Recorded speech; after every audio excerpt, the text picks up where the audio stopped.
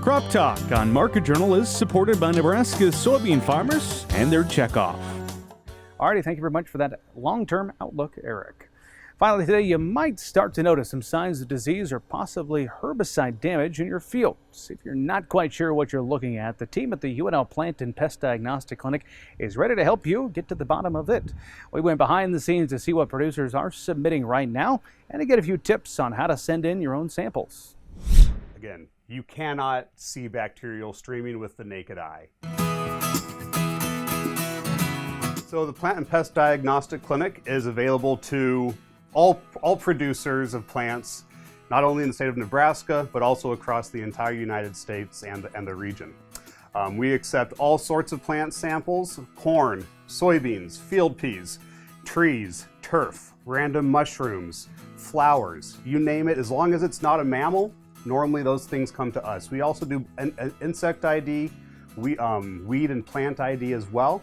And in addition to providing that identification, we also try to provide as accurate and up-to-date management recommendations as we can. So right now it's really just planting is done. Pretty much everything is up and emerged. And so right now it's a lot of seedling diseases that we're starting to see. We have had some pretty wet and cooler temperatures, meaning that we should expect some of those oomycete pathogens such as Pythium and Phytophthora to maybe be a little bit more active this time of year, especially because of those conditions. The other thing that I've been seeing a lot of has been we have been seeing a fair amount of herbicide injury as well. You know, planting was really rushed this year. There's only so many hours in the day, and there has been a little bit of injury that we have been identifying on a few soybeans especially.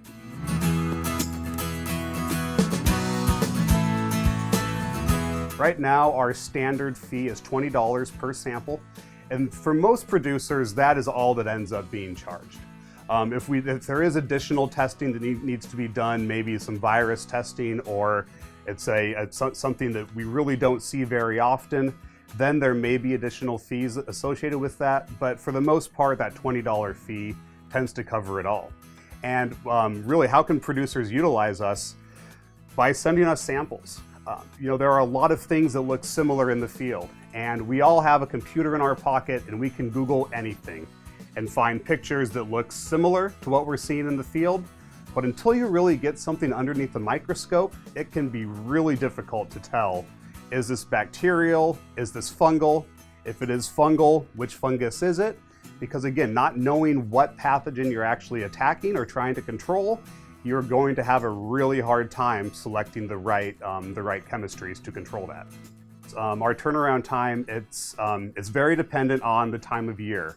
Right now, it's not we're not having a ton of samples come in, but the samples that are coming in, again, a lot of those seedling diseases, they require us to actually culture that pathogen out to get it to grow onto a plate like we have here.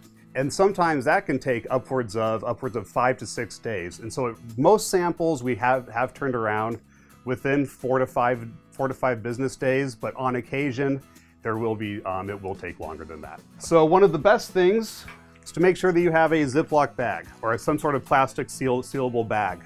We do not want our samples to dry out. So please don't send in a sample like you would for a tissue analysis. We really don't want them in a paper bag that will dry out, because in the 3 to 4 days that it may take for that sample to go through the mail to get to me, it can change quite a bit in that time. If you keep it in a plastic bag with a dry paper towel, or if you don't have a paper towel, even just a clean piece of newspaper or any paper really, to put in there to help absorb any of that moisture really helps.